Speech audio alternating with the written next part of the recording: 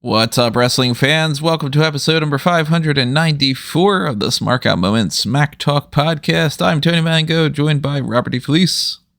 Last week you got just Callum. This week you got just me. If you're on the Dark Cast tier, you got a podcast where I dropped out halfway through. We'll get it together at some point. So see you later, everybody. This is Rob's show. Adios.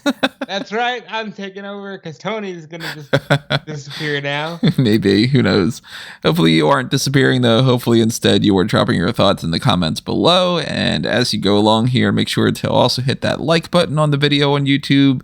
If you are not subscribed already, then go ahead and do that. Click around on some of the other good things that are out there, like that little ring bell alert thing that they got for the email alerts.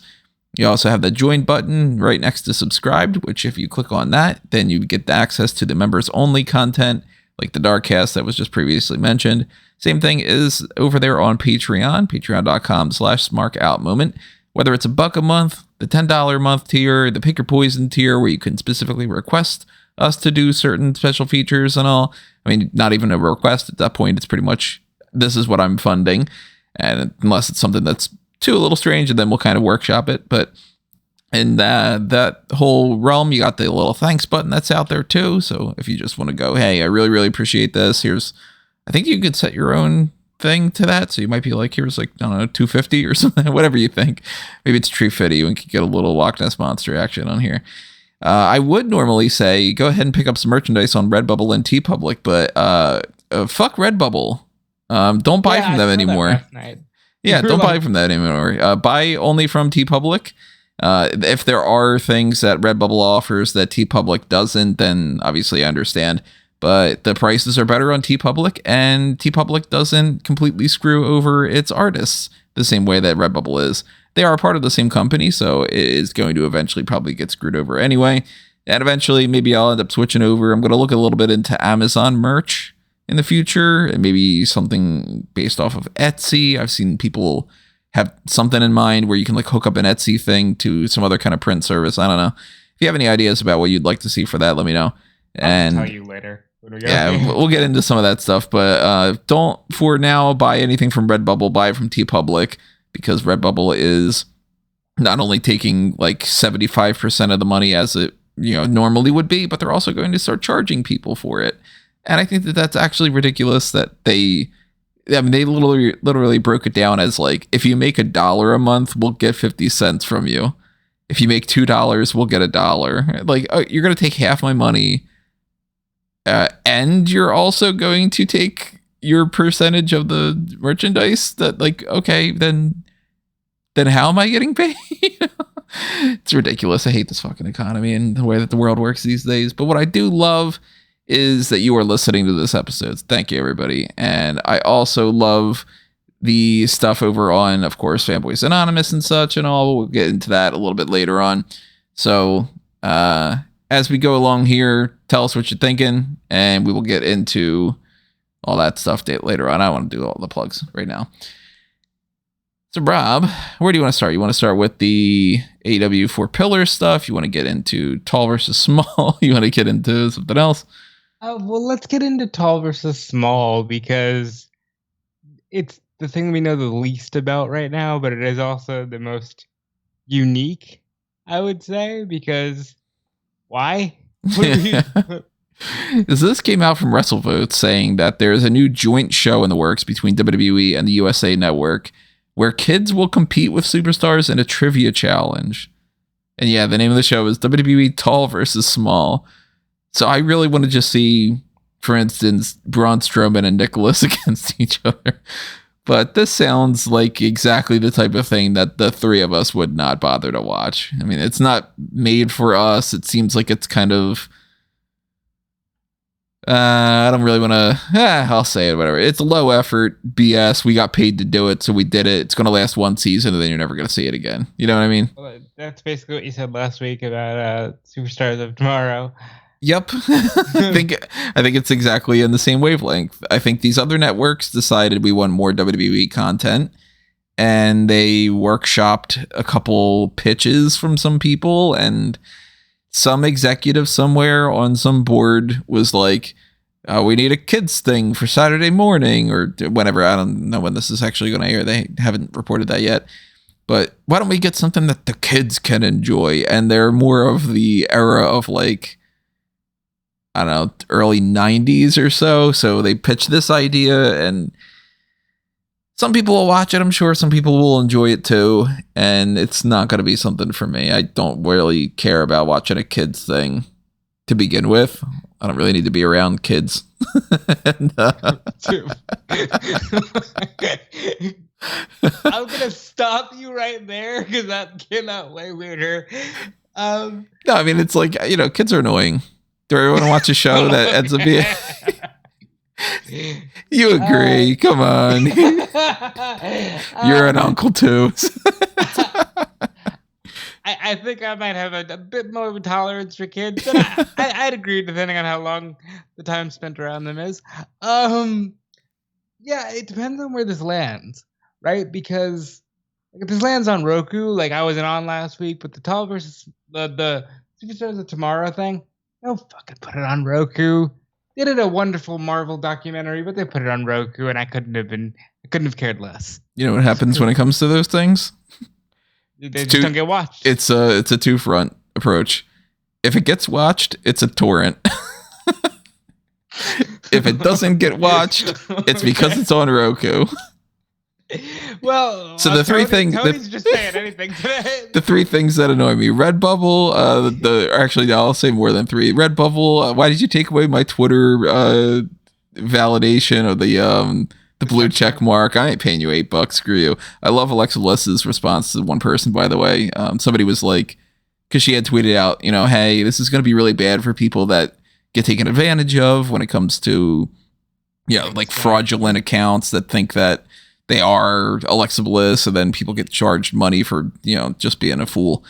And somebody had been like, oh, just, you know, just pay the money and whatever. And one of her clapbacks was just like, all right, you know, like shut up, $8. And that's now becoming a derogatory term for the people that are stupid enough to pay the $8 to be like, all right, you know $8. Funny? So you guys know that I had, before it was like pay for the check mark, I had Twitter Blue for like a month because I like the idea of an edit button. Because I constantly have mistakes in everything I do. As soon as it was like, and you're going to get the check mark, it immediately became, ew, I was more willing to pay for this for an edit button. But the idea that you're going to blast to the world that I'm paying for this, yeah, I'm good. I'm not going to pay for like, why would you do that? That is such a dumb thing. Yeah, it makes perfect sense to me to charge the $8 to have longer tweets and to have the edit button and to get access to, yeah, bigger polls or whatever the other things that they're offering. But the whole point of the validation check mark was so that you know that those people are real. And now you're just going to get some Yahoo jack off somewhere that's like, you know, hey, I got a fake Randy Orton account. And it's Randy Orton with a 0 instead of an O. And look, I paid for the $8, and now people think that it's ridiculous. So screw Redbubble, screw Twitter, screw annoying network executives that are just sort of out of touch. Kids are annoying. I don't know. We'll get through the whole check mark list and everything. Anybody who's not subscribed, anybody who's not on the Patreon, no, I'm just not going to get on that. But yeah, tall versus small. It's a thing, at least. Not a thing we'll be watching. Not a thing we'll be watching by any means. Maybe I'll check out like 5 minutes worth of it to see how cringy it is. But unless they've got the guy from Nick Arcade hosting it or something, right, he's gonna be singing along and, you know, now we're gonna play Sonic the Hedgehog kind of thing he used to do. Yeah. Throw a little aggro crag in there. Get a little Nickelodeon action. Maybe I'll watch it. But I think if it's on Nickelodeon, because so here's what I'm learning, and it's a Raw podcast, so we're going all over the place, folks. Deal with it. Here's what I'm learning based on like the Collision stuff. Networks are still desperate for traditional content, and why dismiss it? You know, I'm going to be honest with you, Tony. At this point, the streaming wars, look, if you can get something good on regular TV, I would be just as likely to watch regular TV as I would subscribe to Hulu just for a specific show. You know what I mean? Torrent. Like, we don't advocate piracy. I advocate the hell out of it.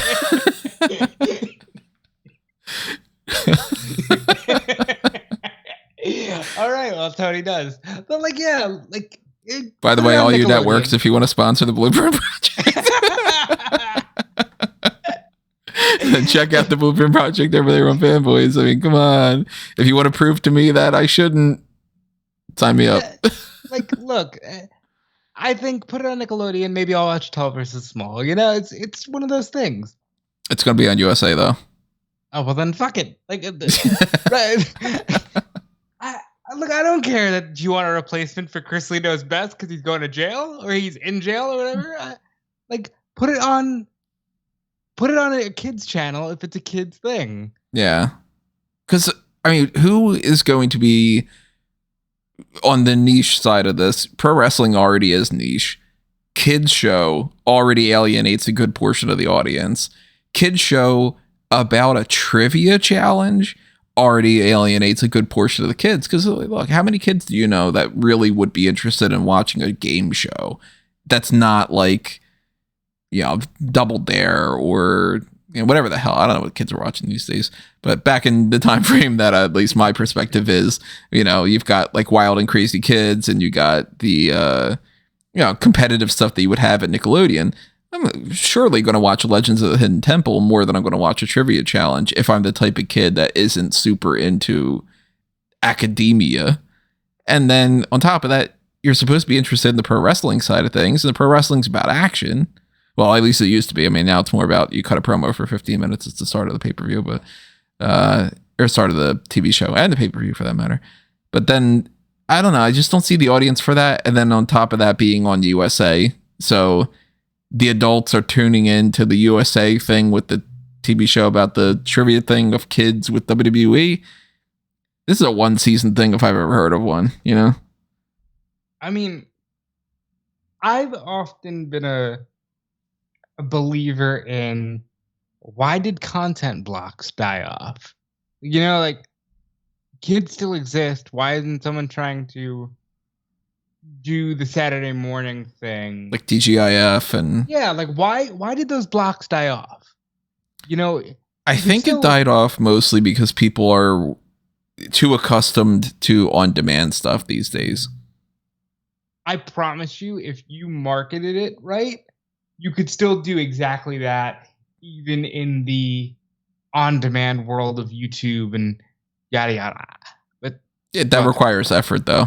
Yeah, they are very clearly, they don't want to do anything anymore. I mean, people want to get paid for absolutely nothing these days. I think the effort should be put there because I think that we're missing a part of the puzzle that we could all get in on. I mean, I'm saying we, like, if I work for these people, but like, hire us.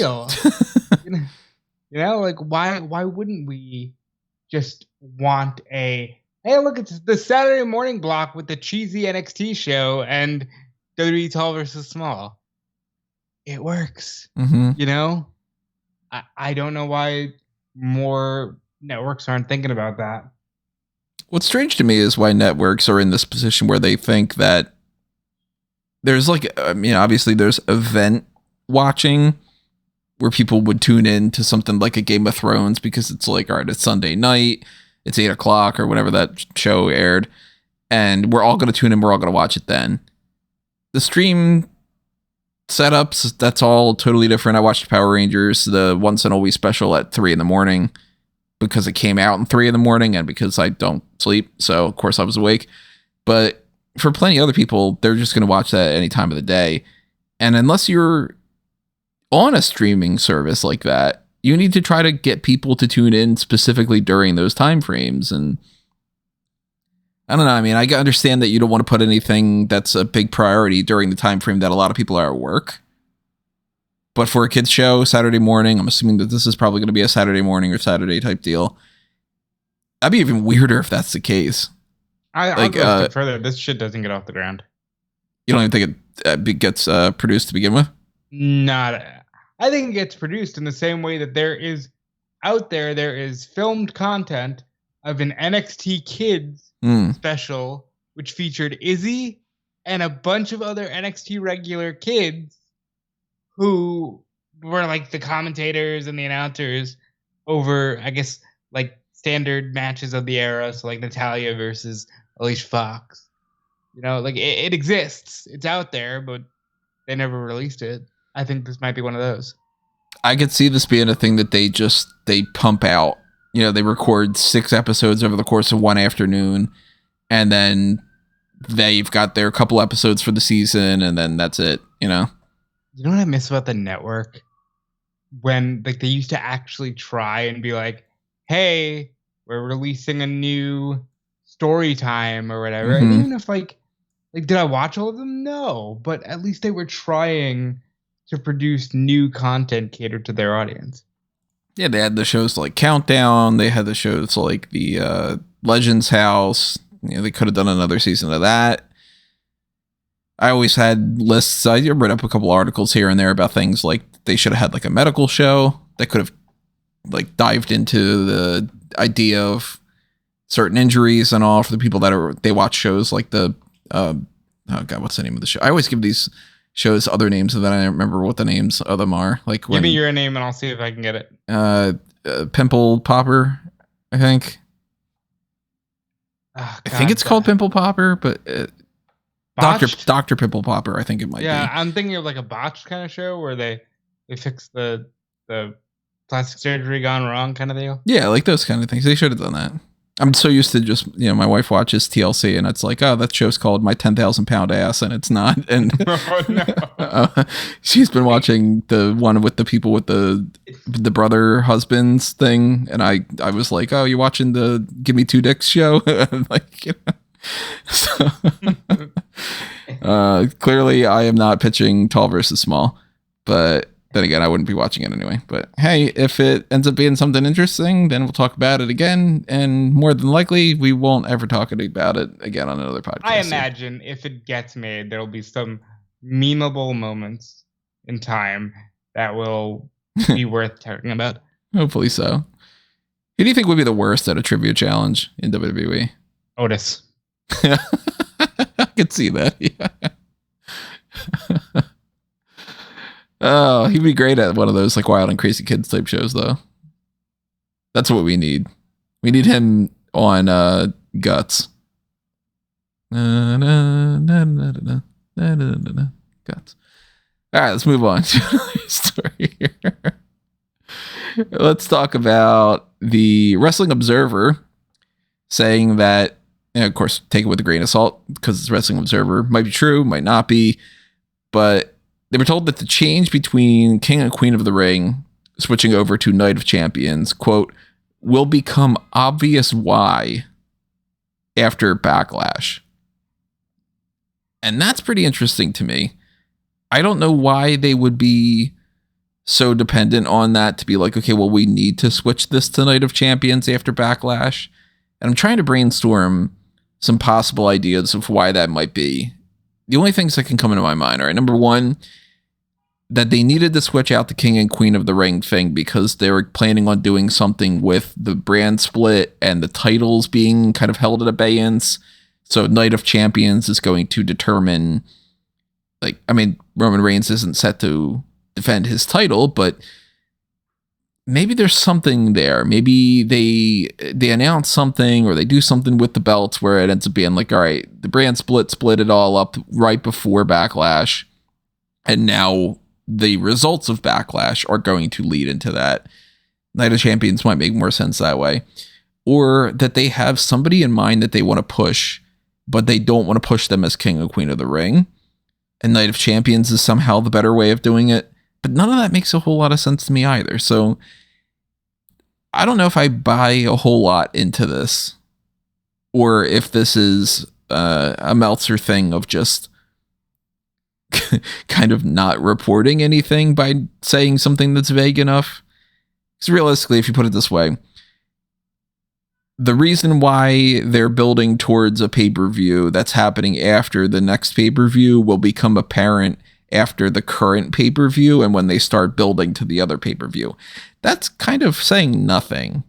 It's almost like saying, hey, shut up. That's almost like me saying when it comes to the Batman blueprint, hey, you're going to understand what chapter 4 is all about when I put up the chapter 3 thing coming up in however long it takes. I'm currently that will still lead to chapter editing. 4. Yeah. So is there anything that stands out to you that's like, this might happen at Backlash that particularly sets up Night of Champions, and that's why they needed to do that instead of King and Queen of the Ring? First things first, I think that they realized building a show around Roman Reigns hitting 1,000 days is a lot better than building a show around the King and Queen of the Ring. I also think that there's maybe a chance that they have a tweak in mind with the tag titles. I think I'll lay my cards on the table because I don't know if I'll get to do a thing that I wanted to do in time. But I think it'll be Cody, Brock, and Roman in the main event of Night of Champions. And then I think Roman will win. And we'll just build a show around, oh my God, 1,000 days and counting. And as far as everything else, we got a draft coming up. What better way to get us all excited than by splitting the belts? They're going to split the belts somehow. I don't know how they're going to do it. And part of me is worried, Tony, that it's going to be the thing I told you privately of, Roman, you're now exclusive to SmackDown. Give us the other belt. And then that's it. And then Brock and Cody somehow becomes a WWE title match. And my heart would break because I think that would be such a waste of time. But what's weird about that scenario is the draft happens before Backlash. Right. So you would think, if anything, if they were going to say, we're going to split up that and then this becomes a title match, that Backlash would make more sense to be Night of Champions. Because it'd be weird if they do like, all right, we're splitting the titles. Brock versus Cody is for the WWE Championship. We're going to have a match at Backlash, but it's non-title. And then we're going to spend the next couple of weeks building up to Night of Champions. And then after, that'd be a little bit strange. And then at that point, I would be like, why didn't you just do the draft after Backlash? You know? I think, honestly, the bulk of it has to do with Roman. But I'm willing to let it play out, to use that phrase, and see if they have anything honestly in mind about splitting the titles.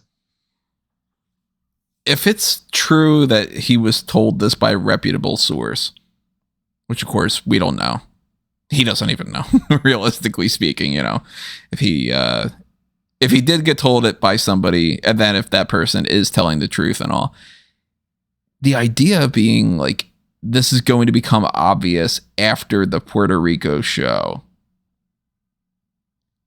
I don't know. It just doesn't add up to me. So I don't actually buy into it. I think that more than likely there isn't going to be an explanation. And by the time Backlash is over and the Monday Night Raw to follow is over, it's just going to be basically, hey, we've got Night of Champions coming up. And then we're going to look back on this in a week and then go, wait, so what was the whole, and then now, you know, plans changed, or maybe there was faulty information or whatever. I'm not putting a lot of stock into it. Maybe I'm wrong, though. I don't know. Maybe I'm right. Maybe I'm wrong. Maybe Tall versus Small ends up being a great show. You know, I first of all, I think Cody and Brock is a great main event for a pay-per-view. I genuinely believe that. Really should have been Brock Lesnar's first challenger. I also believe that. I think that I don't get too deep into the fantasy booking side of things, but I think that we come around to Paul Heyman is just a sneaky bastard who has always had all of his bases covered. And of course he's still with Brock. Shut up. I think that's where we're going here. But I also can see him completely staying with Roman, and the last 2 years of our lives was meaningless. Because it's just like, well, it just works better this way. But I'm willing to let it play out. We have to do something with those belts. Because the only reason that these shows suck, because I've always said this, like, people can argue of, oh, did Seth Rollins have a good run as Universal Champion? Did Kofi have a good run as WWE Champion? No, they weren't stellar runs, right? But I don't care, because I'd rather watch week-to-week programming which is at least building to title matches at the pay-per-views, than try to present every quarterly show as the biggest thing ever, when with each passing month, those words ring more and more hollow.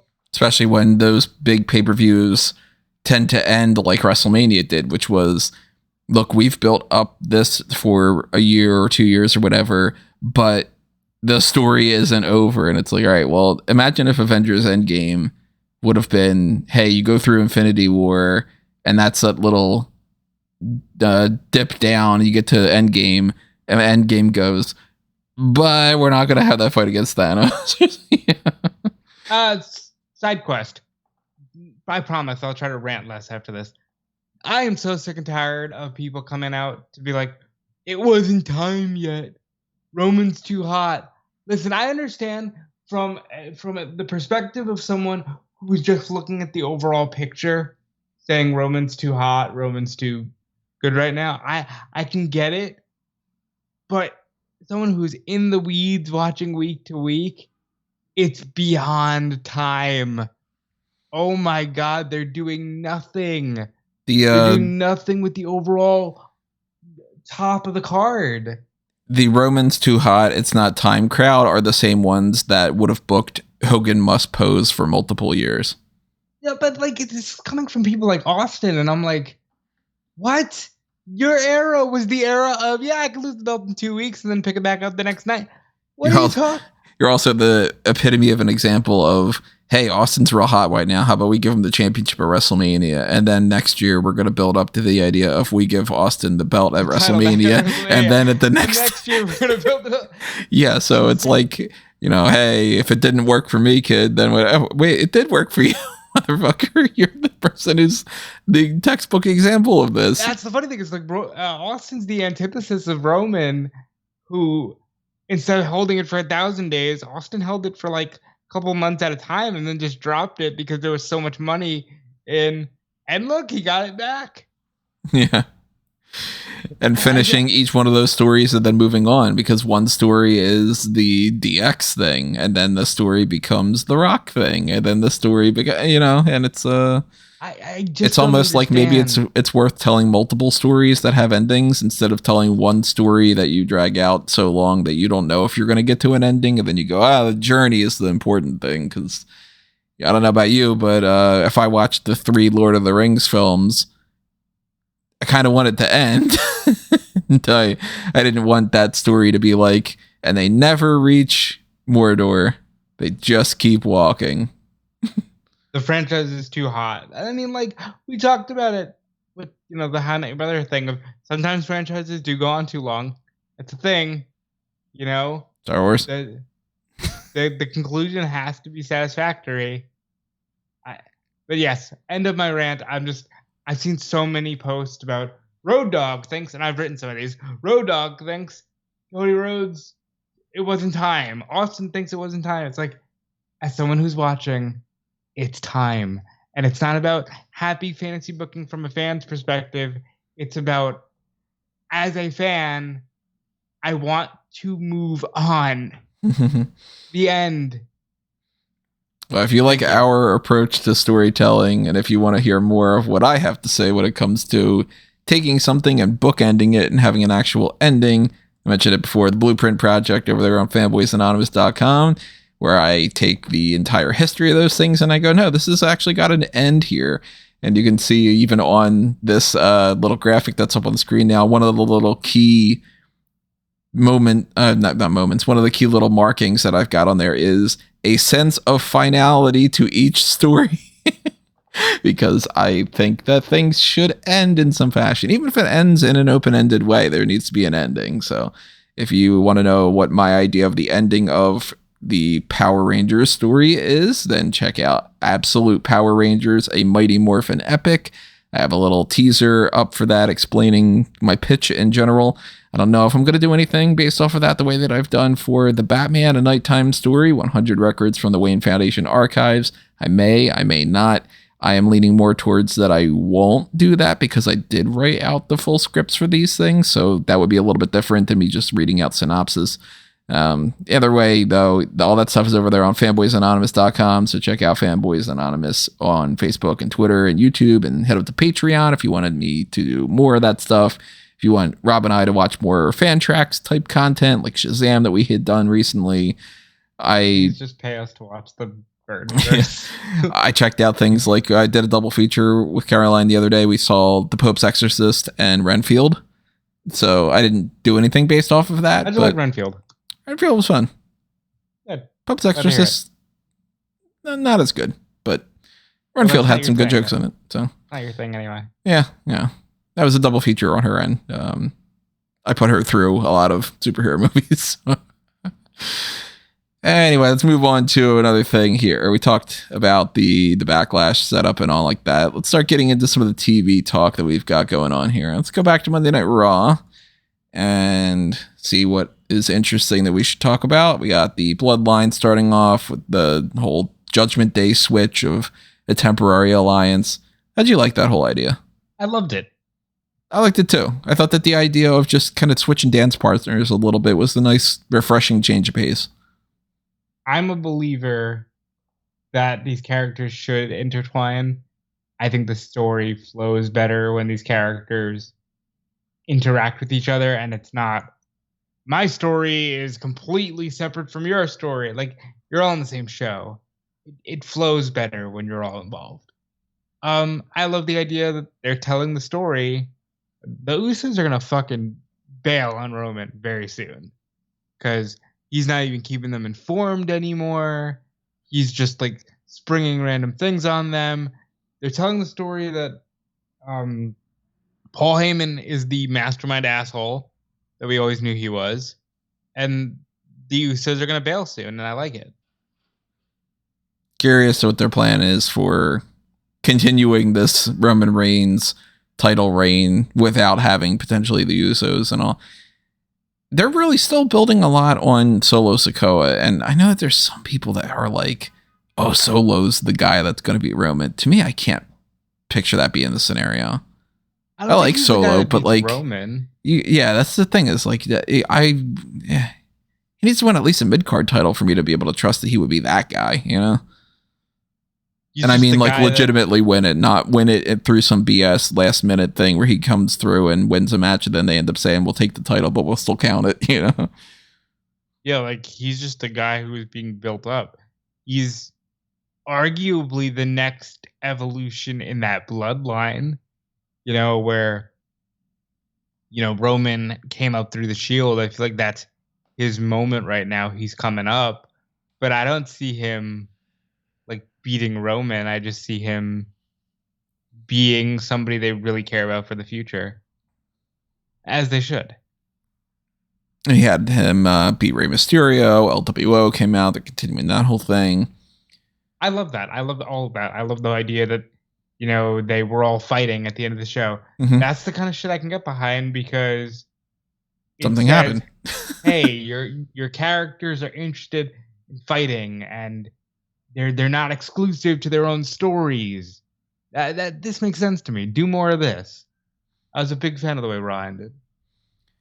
Bianca beat Dakota. That's just a setup match of, hey, we're going to do the Bianca and Io match, so let's have another Dakota thing, and she can lose, so that way she, you know, we build up Bianca, and that's just textbook stall type stuff. Nothing really there. So enthused, Tony. I don't know if you can cure yourself, but you sound like this is the happiest you've ever been with the storyline. It's almost like seeing the same thing a million times and feeling like it's going nowhere isn't all that exciting. Yeah, I'm excited for the payoff match. The match itself will be fine, if not good, if not great. But it'll just be a match, and there's no way in hell that Io Shirai wins that. If I'm being honest, even though, yes, I know it's a story they're telling and they're doing just fine, but like it feels like all of the momentum for Bayley has completely died off. Mm-hmm. Even though I know that's the role she's in, she needs to sit back and watch them now because they watched her, but it just feels like, oh man, we're not doing much with Bayley, but I can hear the arguments in my ear right now saying, well, Bayley can't be on top all the time. And it's like, tell that to Charlotte. Charlotte isn't on top all the time because sometimes exactly. Sometimes she just doesn't show up. And then when she shows up, then she is on top. Well, Cody had a segment after that where he beat up some security guards. He's not, quote unquote, cleared to compete, but they just kind of did that as another thing, another stall. But Brock Lesnar came out dressed up as the Undertaker damn near. Yeah, when you order the Undertaker's costume on Wish. Yeah. Like, I like it. I like heel Brock. I think it's a sign that he's going to bury Cody. It could be. They need to make it a no DQ match. Yeah. But other than that, paint by numbers for Brock. And if I'm being honest, they haven't done this story with him in a long time where he's just fighting a guy for the sake of fighting. So I'm good with it. Oh, wasn't that Omos? No. I meant a good guy. Like, I meant like someone that you want to see him fight for the sake of fighting. Like, the only way I justify them not doing an ODQ match is if their plan is to, again, pointlessly stall and to do the match again at Night of Champions and to have that be an ODQ. So if they do something here and ends up being one of those 8-minute, just we keep it all in the ring type things, and then it ends on the outside and it's some no DQ or it's some double DQ or I don't know, whatever. But we'll get into that when we get into the Backlash predictions. I don't have a whole lot of high faith when it comes to that. I thought this segment was fine. I'm really over like, hey, you're not cleared. It's like, shut up. You let him wrestle with the fucking torn pec. And you let Ronda Rousey and Shayna Baszler do their 2 minutes worth of action at WrestleMania. But suddenly, because I know it's a storyline, wrestling's fake, but suddenly he can't, take bumps after being beat up with a chair. It's like, I hate that. What do you think the whole reason for Seth Rollins against The Miz was about? So Rollins tweeted, "I'm booked," with a gif of Dennis Stamp from Beyond the Mat jumping on a trampoline, which I thought was funny. I think it was just to book Seth Rollins. Just to give him quite literally, you didn't do anything, so let's have you have didn't do anything a last match. Week for whatever reason. Maybe it was the tribal issues, maybe it was something else, and you didn't do anything the week before because you just came out and left.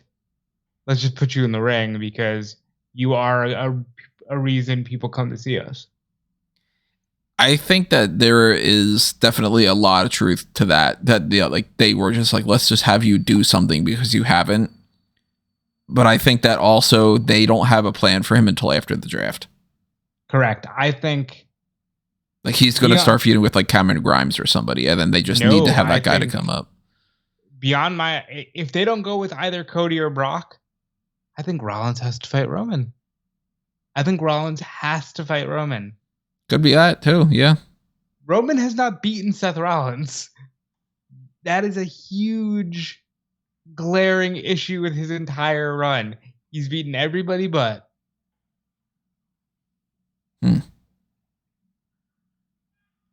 There's some joke here about he's beaten everybody but and Mr. Ass, and I just can't think of it. Like, did he ever beat Billy Gunn? He did. WrestleMania 30. 10 years, Jesus Christ, 10 years ago. Oh, that's right. Yeah. All right. So he did beat everybody but duties. Yeah, I think that Seth Rollins is just in a holding pattern right now, and they have nothing for him, so they decided to just sacrifice The Miz, and was what it was. While we're here, what do you think about? Because the world got up in arms, and I had some fun with you guys as well, just being like, let's recklessly speculate what's going on with Becky Lynch, because she tweeted that she wouldn't be on Raw, and she blacked out her Twitter, which is the new thing, apparently. Everybody's just like... Is that like an inside thing of like, hey, by the way, everybody, if I have the black bar on Twitter, that means that I'm not posting, and if I post anything, it's just the people from WWE, or, like...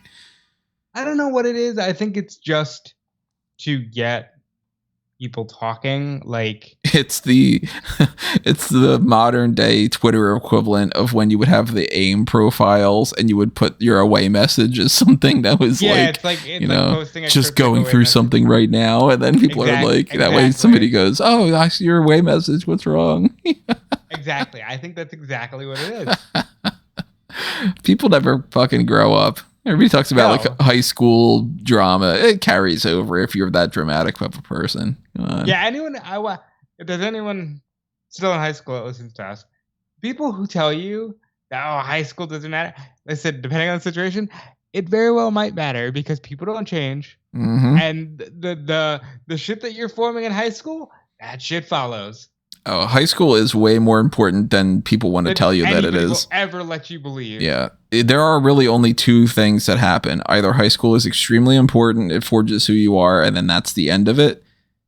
Or you are the type of person who you need that type of structure. And then once you go off to college and you're free, then you go batshit crazy. And then you get the people that are like, hey, I never drank in my entire life. And then they become a raging alcoholic. Or like, the people that are like super prude and then they become total whores. And then, like, it's one thing or the other. Either you're a fully formed person like a me, where you look back on the like me as a kid and it's like, oh, so you like fucking Simpsons and pasta and Terminator and Batman and whatever, and it's like, yeah, I'm the same person I was when I was 5.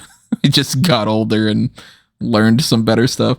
Or you just, I don't know. So if you're the dramatic type of person where you are doing that stuff in high school, you're probably going to do it afterward too. Look at the crazy shit that I did in high school and putting on Robin Hood Men in Tights stuff in school, and I'm goofing around and being a little bit of a prick. And what do I do now? That has not changed at all. Blueprint Project, everybody hire me.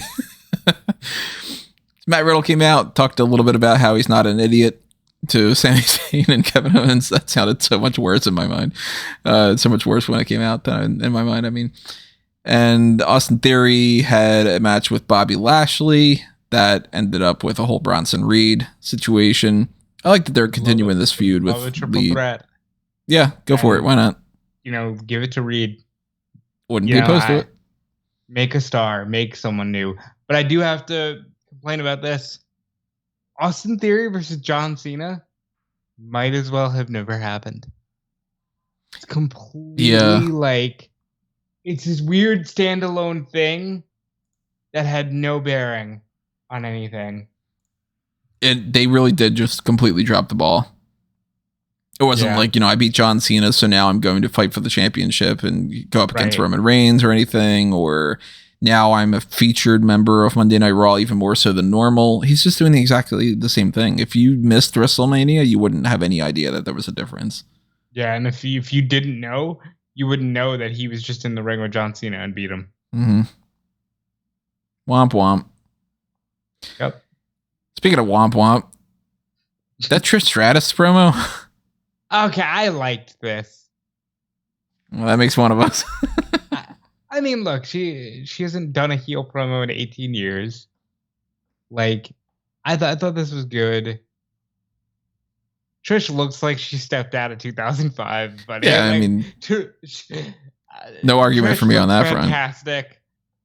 I think this will mean more if she wrestles Bianca. Like, if Trish wants to stick around for 6 months, go for it. Mm-hmm. This is just to get to Becky.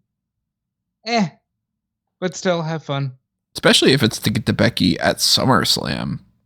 This doesn't have the legs for that. When do you think we're doing the Lita match? That's the only thing I can imagine if they do end up wanting to stretch this out is maybe they, but I cannot picture this being the case. If they were to be like, hey, Lita's going to have a match with Trish at Backlash, and then Becky's going to have a match with Trish at Night of Champions or something, and then maybe Trish ends up having a title match against Bianca at no, it's still Money in the Bank after that. The issue with that is the travel. There's a lot of travel there because they're not going to be stateside for a pay-per-view until SummerSlam. Yeah, I think just go ahead, do the match with Becky, Do it at Backlash. Get it out of the way. Maybe they have some other thing in mind. To stick around. I'd be down for her sticking around and having some other feuds. Because, like, look, the turn wasn't great. No. Like execution wise. But I think that's just a matter of not being around, you know what I mean? Like, it is a certain style that you have to do, and maybe if she gets some more reps in, it'll get better, because she's still fantastic. She looks great. She can still, in the ring, do all the moves. Like, it's just a matter of getting the performance down back to where it used to be. And I think she can get there. Also, just the general verbiage of it all. It's just bland, you know? So she's working with material that's not the best. The reason why I attacked Lita, and yes, it was me that attacked Lita. I'm not anybody's sidekick. I'm the reason behind it. How many people have been the reason behind the women's evolution? 48? Like, it was Natty. It was Charlotte. It was actually Becky. Actually, it was Sasha and Bailey. No, Naomi was around for a while. It was AJ Lee. Unless it's someone like, I don't want to be mean to her, but unless it's like Dana Brooke or Tamina, they all have a pretty decent claim. You know, like Trish has a claim of being like, no, fuck you. I made women's wrestling worth watching back then, and I'm the only reason that any of you even bothered to become wrestlers. I think she has a claim, you know? And people start arguing like it's Eve Torres, it's Kelly, it's Caitlyn, you know. I will never fight with diva stands ever again, because like when I first came on this podcast, I was very like, I don't get it. But like I've learned that diva stands are they love their era. I'll fight with you on it. I'll take on those kids too while I'm at it. Look, if that's your thing. Oh, we're having fun here. But, what's the name of that show instead of Tall versus Small? It's Mango versus what? Somebody put out a rhyme thing. All I can think of is word tangos. Mango versus the Minions. Yeah. Maybe we'll have another discussion of this down the line, of the idea of like, in my mind, it's like, that's the 4 horsewomen. Shut up. Like, that's what it is. The reason why, you know? Yeah, I also agree with that to an extent. It's just that I understand why you would go with that for Trish. Yeah. I think it's a lame argument of, she never said thank you. But like, all right, whatever. We're getting heel Trish. She wants to do it. Let her try. All that suspension of disbelief in wrestling, you're supposed to just assume, hey, this person turned babyface and everybody's okay with them and they're teaming up with them now because there probably was an apology backstage and everything's cool, even though like Randy Orton and Triple H work together and they've done horrible things that you would assume you'd never be able to apologize for and all. But yeah, I'll always put Hunter over in that regard. When he does those stories, there's usually an upfront apology, or at least an upfront explanation of, yeah, I still don't like Randy, but I know how good we are together. Shut the fuck up. We're gonna beat each other up. Like, well, after the Trish thing, we had a Chelsea Green and Sonya against Michin and Candice LeRae match. Yawn. Yeah, that's it's filler. It's gonna lead to a filler match for the tag titles, and Green and DeVille aren't going to win. KO, Sammy, and Riddle beat the Bloodline. And we had a great brawl. And we had the brawl, yeah. So let's move on to NXT. The most important show of the week, WWE NXT. Yeah. We had Gallus retain the tag titles over the Creed Brothers and the Dyad, which immediately made me go, Creed Brothers are coming up to the roster. Yes, sir. I really hope so, at the very least. Dyad, I don't know. Maybe they're leaving. Maybe they're sticking around. Maybe they're coming up too. I don't know. But that kind of felt like a send-off to me to both of those teams. Like, let's get them out of the way. Gallus beats both, and then we move on. Yeah, good match. Solid. I would have preferred maybe Dyad winning. I thought for a minute, I was like, are they going to give it to him just because they do that thing where they're like, no, we're gonna use you here. We made you the champion. See, but no, Mhm. they didn't. They're like, no, we're going to use you. We're going to make you the champ. Never mind. We had an Apollo Crews and Dijak thing to set up later on, which was basically Apollo Crews being like, hey, don't yell at that interviewer. And Dijak being like, you want to fucking see what's up? Like, you know. Nathan Fraser's got a new gimmick. I don't like it at all. His news anchor type gimmick is... Leave young Phil Collins alone. Well, I can't feel it coming in the air tonight. This wasn't great, but I got a kick out of it just because they're trying something like this, and the entire time I was just like, he looks like a young Phil Collins. By the way, in the air tonight, my favorite song of all time, probably. He doesn't even know what his own lyrics are. Really? He did a thing about it where he was like, yeah, I just kind of wrote down some stuff, what I was thinking. And anybody that says to me, it feels like this song is about whatever, I promise you that it's not true because it doesn't mean anything.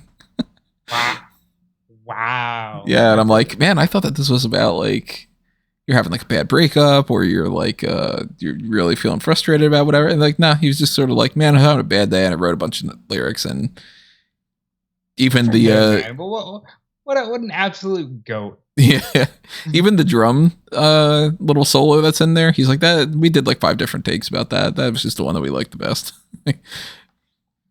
Crazy. Yeah.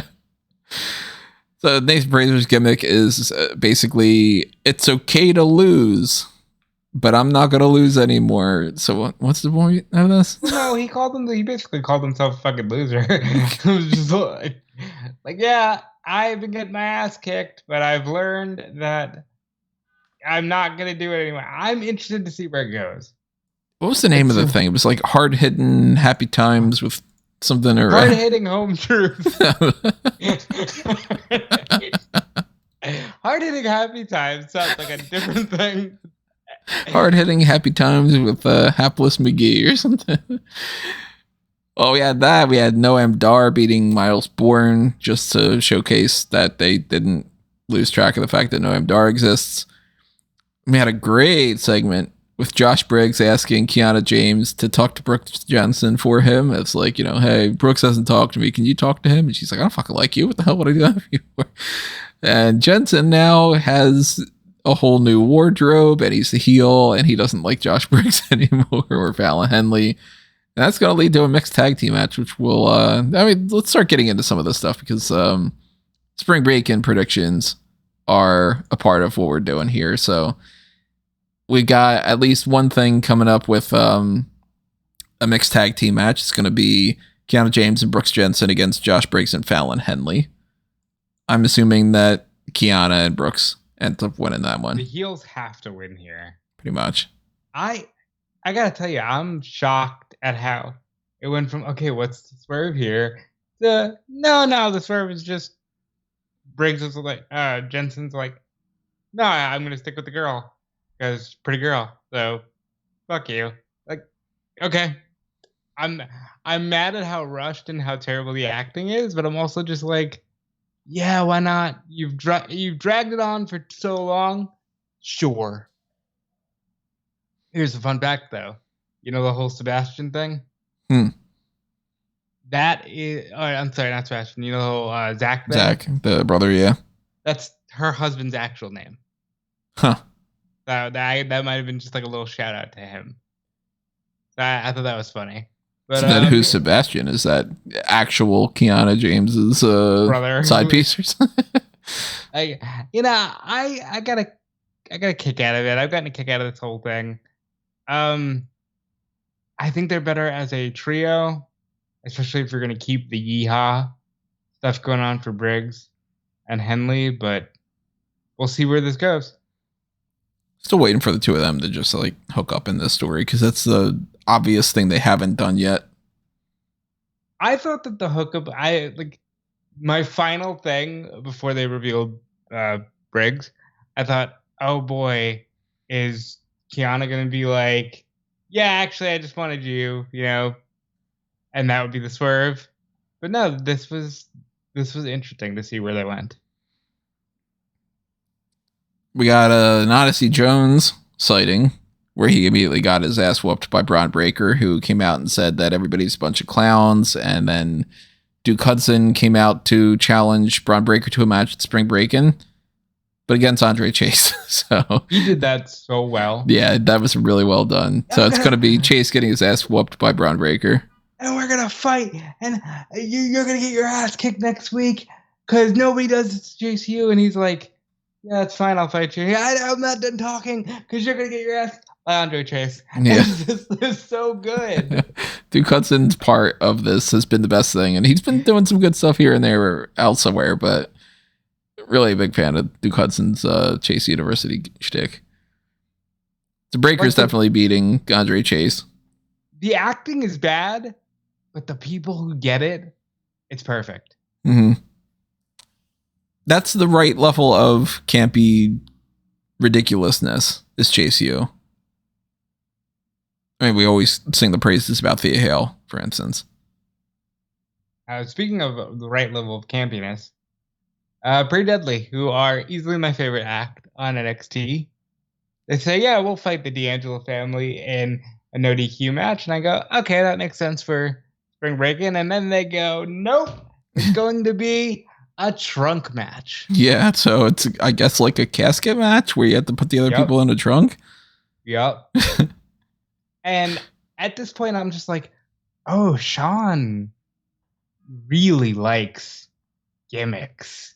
Mm-hmm. Like, really likes these gimmick matches.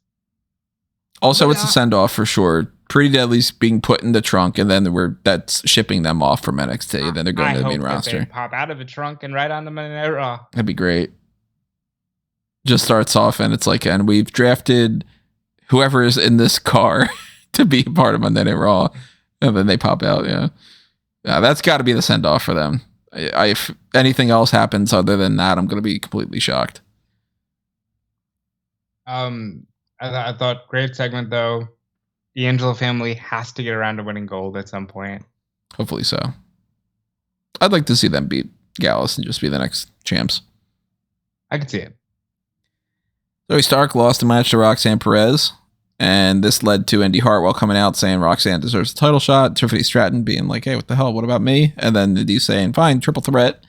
So Indy is defending against Roxanne and Tiffany next week. All right, who's losing? Who's going up? I think that Indy's dropping that belt. You think Tiffany gets it and they both go up? I don't think that Roxanne's going up. I know that you guys were pitching that idea. I think she's sticking around, but I think that Indy's losing it. My thing is, Roxanne might as well go up. There's no, like, outside of a match at Battleground, there's no real reason for her to stick around in NXT. She is for the modern NXT, she's as polished as she's going to get. Just go to the main roster and add some fresh blood to one of these shows. We did that mock draft. It's terribly stagnant. Mm-hmm. If you didn't check out that mock draft, by the way, everybody, go ahead and go back to I don't know what we classified it. It was a going over, mock draft, fantasy booking, whatever it was. It was a combination of a bunch of different things, but what should happen with the WWE draft, how it should go down, whatever we had labeled it, that's up there. Also, go ahead and check out the AEW one because we'll get into that a little bit later on. That's part of the Darkcast here. So I do think that we're getting a new champion. I think it's going to be Tiffany. Have you had an epiphany? Not quite. I have a couple good ideas, though. Most of them in the Blueprint Project. She's fantastic, and I think she's going to mean a lot for WWE in the coming years. I think so, too. By the way, I was not on last week's show. I was dying. I was in the hospital. Doing fine now. Thank you to everyone that checked out. Callum said that if Rob was on the podcast, he'd be arguing that Tiffany and Sol Ruca could be headlining WrestleMania. And I would, because they will. And they're so good. They're so much fun to watch. So good on Callum for knowing me. Thing we've talked about before, key part of enjoyment is joying the enjoyment of this whole thing. So entertainment, if you're entertained, it works. And they fit the bill. Von Wagner got Mr. Stone back. You know how he did it? He was like, my dad's a Beverly brother. So shame on them for putting this as like, I don't know if it was a digital exclusive or what, because they just randomly showed it. No, it was in the show. Or unless you're talking about something else. This week's NXT, but that must have happened last week, right? Yeah, I think it was supposed to be like, and this was what happened behind the scenes after that last week. But that, I mean, that's not even an exaggeration. He quite literally was like, hey, I'm ready for you to like still be my manager. And he's like, well, what makes you think that that's, something I'm interested in? He's like, because it's in my blood. My dad was a Beverly brother. I thought that was so weird that he was just like, I'm Von Wagner and my dad was a Beverly brother. Yeah. What? Like, okay. Like, are you going to start calling him Von Beverly now? Or probably not, because Braun Breaker, I mean, he's just Braun Breaker, but yeah. It'd be interesting if their idea is to start having him do a Beverly Brothers type gimmick. And this is all leading to a repackaging. I don't think you can do a Beverly Brothers. I don't think you could either, but that's why it's interesting to me. I mean, you never know. I mean, sometimes you mismatch something, and that's the whole interesting part of it. Like, you tell me that you wouldn't watch a Batman movie where Batman is played by Tim Allen or something, Yeah, I'm Batman. I don't know why. Out of all the things to go with, I went Tim Allen. And I was right there with you. Yeah. All right. Well, I can rest assured that's not a part of the Batman and Nighttime story. It's not Tim Allen. Let's see. Cora Jade and Gigi Dolan had their whole thing. I gotta say, they want so badly. I saw this on social media all week. They were like, after Cora Jade blistered the NXT roster, I know she's a fan of AJ and Punk. I know she is. Mm-hmm. And I get it, and I respect it, and I love it, and good for her for living her dream. But they tried so hard to make it feel like it was a big moment where I can't believe what she said. It would have meant a lot more. The reason AJ Lee's pipe bomb from 2014 meant so much was because they were still very much Divas era, and she was the only one coming out there being like, no, I'm here because I wanted to be a wrestler. I wasn't a dancer, I just wanted to be a wrestler. This roster doesn't have that same vibe. It just felt like someone trying to do that. Also, it's because if you pull back the curtain, you have to say things that make it seem like it's interesting that you pulled back the curtain. You don't just cut the same basic promo that you would if you were naturally a heel. Because she's not, like, Cora Jade is not cutting a promo saying, the reason why I'm being overlooked is because everybody's mad that I'm fucking Braun Breaker, and, or something where it would be like, oh, that's actually behind the scenes thing. That would have been a good way to go with it. But kudos to her. She's another one who I think would just benefit from being called up. I still think some more seasoning would work, but she's doing some better stuff now for sure. Yeah, I mean, more seasoning would work, but the main roster needs it. They got too far away from a good women's division and a meaningful women's division. And to me, the women's division very much feels like an elevated step from where we were when like Sasha, Charlotte, and Becky first got on the roster. They need to get back to, wow, these women are great and look at everything that they're doing. And I think that new blood will help. I'm not saying Cora Jade will be the savior, but I think new blood will help. Somebody else who needs some more seasoning for that, it's definitely Lyra Valkyria. That promo afterward was rough. You just don't like her, and it tickles like, me every time. we will do battle next week, and I don't buy into this at all. My God, stop. They really need to stop giving the microphone to the people that haven't progressed and they can't do anything but the same thing. And then when they do that, they do it poorly. Like, I don't need to hear another Roxanne promo about how she has a lot of spunk to her and she's, yeah, I feel like I can really get through it if I just put a little bit more effort into it. They're not fun. And the Valkyria promo is another one of those. I don't buy into her being intimidating. I don't buy into her being interesting like that. She's better off if she doesn't talk, I think. It's why I like Tiffany. I buy into the fact that Tiffany is an absolute, self-centered egotist behind the scenes. She pulls off the promo stuff, so give her the mic. So that's why I think she should be the next champion, to go back to that. Damon Kemp doesn't like Eddie Thorpe. Lame. Dijak beat Apollo, and then Ilya came out and made the save. Dragunov and Dijak separated by officials. JC Jane doesn't still like Gigi Dolan. She says that she's going to make her run away like she ran away from her brother, who, we're getting a lot of these brothers in these storylines here lately. Thumbs down on Wesley retaining over Charlie Dempsey. I thought that Dempsey should have won there. Moment. I'm guessing he'll challenge Gulak next. And maybe Gulak gets him. Maybe this is like Gulak's time. Hey, we'll throw you a bone. Maybe that's a battleground or something. I don't know. It could just be also the Shawn Michaels rule. Charlie Dempsey lost this one, and then he's going to have another match, and then he's going to beat Wesley on that one. It could be. Yeah. Like Dempsey and Gulak continue to... Because Battleground's the same week. It's just the day after Night of Champions. Right. So we have a couple weeks for that. Wouldn't shock me at all if we get like Wesley is against Drew Gulak 2 weeks from now, because I don't think that they have the time for it at Spring Breakin. They might not. I don't know. But we get some kind of a segment like that, and then it ends up being where we're going to challenge you to something else, and then it's like Charlie Dempsey against Wesley in a special gimmick match at Battleground, and Dempsey wins. Also, the Grayson Waller effect with not Apollo Crews, with I'm looking at the Apollo Crews and Dijak side of things. Carmelo Hayes and Trick Williams, it was just, I'm going to beat you. Completely. Well, I'm going to beat you. No, I'm going to beat you. How are you going to beat me if I'm the one that beats you? I missed it completely. But you didn't miss a damn thing.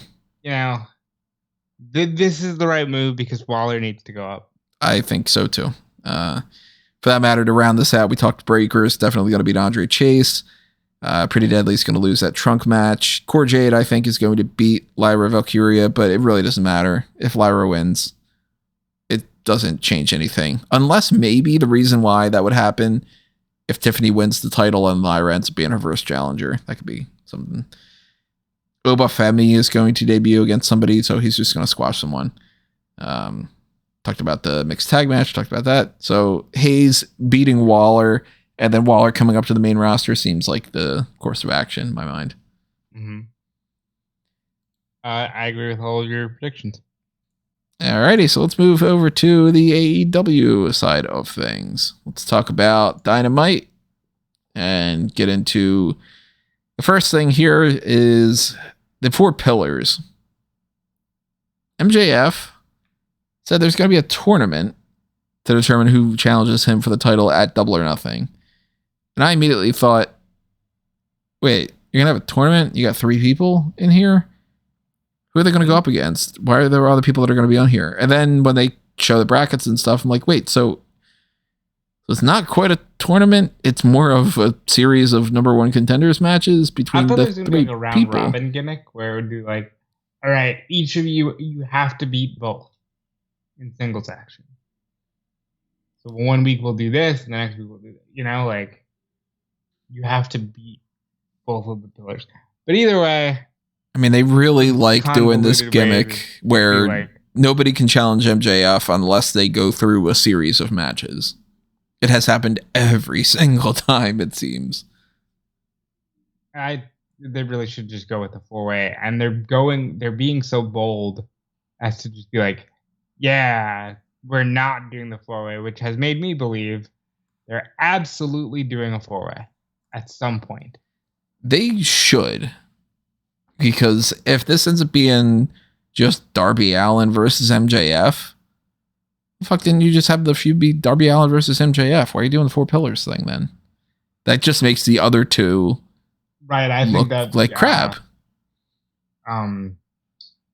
Jack is going to have a gripe because MJF cost him. Maybe MJF tries to interfere next week and, it ends in a double DQ or whatever. And they just go, all right, well, since you tried to be a smart ass, now you got to fight all three of them. Maybe. But this idea of the tournament, if it just plays out the way that it is, not feeling it. Give me the 4-way. What did you think of the promo? I tuned out for part of it, to be honest. I saw a lot of people saying, "Oh, this is rough." But like, yeah, it is rough, and people need time to develop, and it wasn't great, but they don't need to be super polished, I feel like. I'll tell you one thing that was better this time than it was the last time. Darby Allin didn't have to do this. Poor Darby. Is it Becky was the other one that did it too? Yeah. Look, I got asthma. I get it. But come on.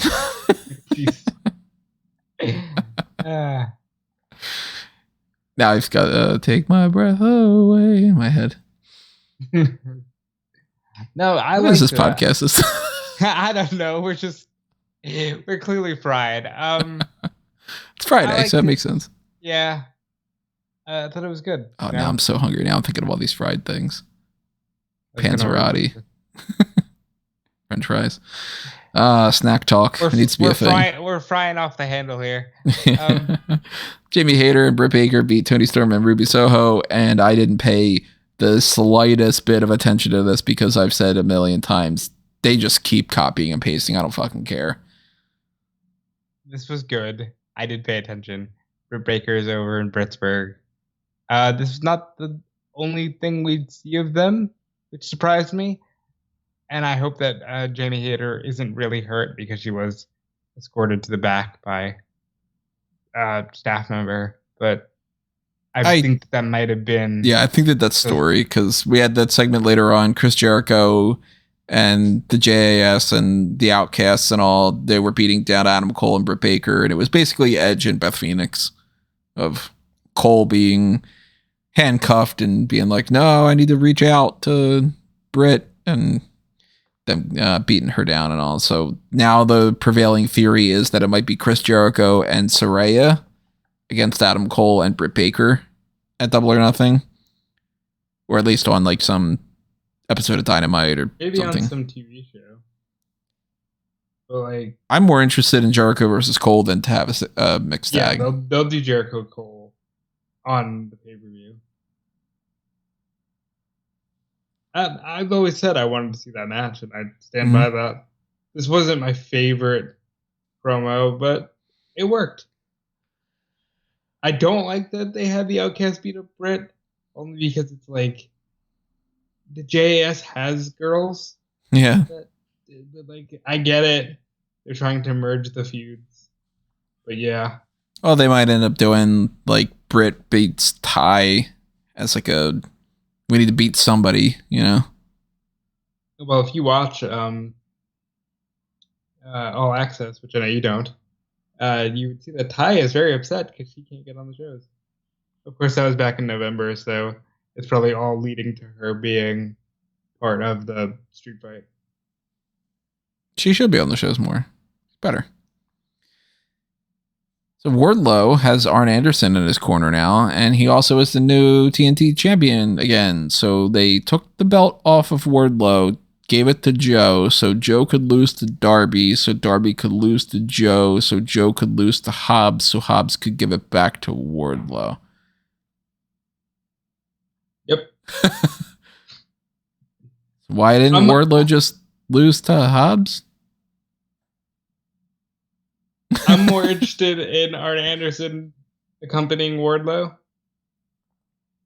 If we're talking about the whole, like, I don't need to watch Tall versus Small, and I'm tired of the blue check mark thing, and I'm tired of this, whatever.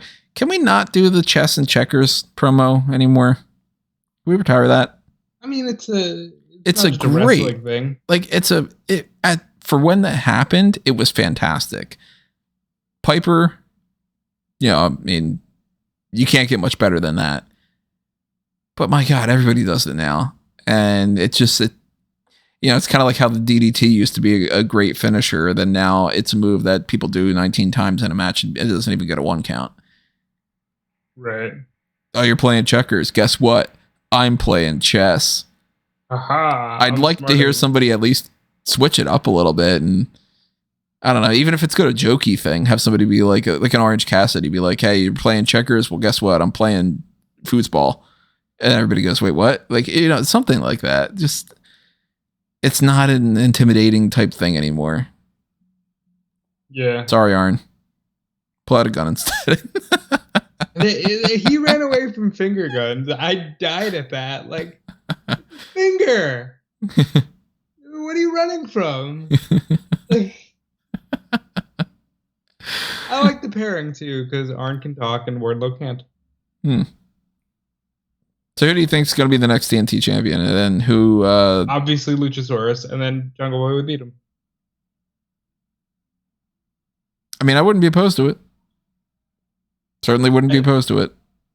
I still thought that Jungle Boy should have been potentially the one that beats Hobbs, but I also think that he should be in a four-way. Hobbs, but they just really did their own thing. Speaking of Starks and doing the whole thing with Bullet Club and all, Jay White had a match against Commander, who is now signed to AEW. Yes, he should be. Yeah, makes sense. I saw some ridiculous discourse about the way he wrestles. He's great. Him and Vikingo are like the second coming of Mysterio and Psychosis or Ultimate Dragon or any of those cruiserweights you want to name. They're special. I would even dare say guys like him should mandate that people flip less. Because God, when he does it, you really see the beauty and the specialness of people flipping. Dude's insane. Thumbs up. I mean, Jay White won, but like, this guy is a star. And it's not at all surprising that he signs with AEW either. I mean, how many of these have we had over these course of the past couple of years where it's like, WWE is interested in this person that hasn't popped up on a single one of these shows, and then they pop up multiple times on AEW, and then suddenly AEW signs them. Yeah, that's probably going to be the course of action every single time, because what examples are there other than Cora Jade, Fallon Henley, Nathan Fraser? Who's that? Nathan Fraser? Yeah, he was Ben Carter. And there was Tesha Price, but she's already gone. Well, wasn't that Fallon Henley? Was that her name? No. Fallon Henley was someone else. Tesha Price was the Notorious Mimi. No, Tesha Price is Fallon Henley. Notorious Mimi is Sloane Jacobs. Well, then I'm wrong. Yeah. All right, carry on. Fallon Henley's real name is Teresa Schussler. Also, what's her face? Thea Hale. She was on a couple of Darks as Nikita Knight. Didn't know that one. Yeah, so I mean, outside of a few women mostly, and nobody else other than Happy Times a with few women and Nathan Fraser. Happy Times with Hard Times McGee or whatever I called him earlier. Hard It's just the Dusty Rhodes gimmick. Oh God! And this is a silly podcast. I think that's basically it. I mean, the Acclaimed and Billy Gunn beat Matt Menard, Angelo Parker, and Jake Hager, and then Guevara and Jungle Boy. So we already talked about that. So good show. Dynamite flies by. It's amazing how quickly that passes. And SmackDown's tonight. SmackDown is tonight. They got the women's tag title match. We got already said how we think that's gonna go. Yeah, I mean I would be shocked if they ended up switching those belts the way that was been playing out. And we got the Braun Strowman and Ricochet against the Viking Raiders. It's kind of a nothing thing, but Xavier Woods isn't going to beat Gunther for the Intercontinental Championship. That's not happening. But it's cool that he's getting a title shot. He's one of the only random ones that I'd be okay. I would be totally down for him winning that belt. If they were just like, hey, we gave it to Woods, I'd be like, yeah, okay, I get it. For that matter, give him the WWE Championship at some point too. Make it all three of the New Day have won that. Yeah, and there's a way that you can tell that story. You just have to get the belt off of Roman. And then they missed yet another opportunity where they could have done Consequences Creed with that Creed 3 coming out. couple months ago. I think he's good with not being consequences. Truth and Consequences, one of the best tag team names that's ever been out there. I also like Lethal Consequences. Yeah, that's a good one. That worked too. Yeah, but that's pretty much it for the hot tags, isn't it? Yep, that's all I got down. So if you wanted us to talk about something else, drop it in the comments below, and we will try to chime in that way. If not, we will just come back around to it next week with the next round of the hot tags. And the next Scatterbrain McGee, but I enjoyed it. The next main event that we've got is essentially to do draft type stuff, because we're going to get into some of that in a weird way. I don't know. The plan that we've got might be shifting around, but I'm thinking more than likely we'll probably do the fantasy league draft as like one of the main things we do. And then that's on the smaller side. So then we might end up just doing another recording another time after like the draft first thing on SmackDown. Maybe we do something like that. Maybe we have to work that into the week afterward. I don't know. But if you have any suggestions, drop them in the comments below. Maybe we'll factor that all in on top of that. We did the Darkcast for the AEW mock draft. If you want to check that out, you got to be subscribed to the Darkcast either on Patreon or on YouTube. So make sure that you are doing that. Should be doing it anyway, just to help support us and to keep the lights on here. But that's even more so a reason because, hey, look, that's like an extra little main event for the week. On top of all that stuff, we got Backlash coming up, so we're going to lead into that. Make sure your notifications are set up for the alerts for the Backlash post-show after that pay-per-view is done. Make sure you're staying tuned to everything else on Facebook and Twitter at SmarkOutMoment. Go to SmarkOutMoment.com for all of these get posted on there, as well as even the Darkcasts.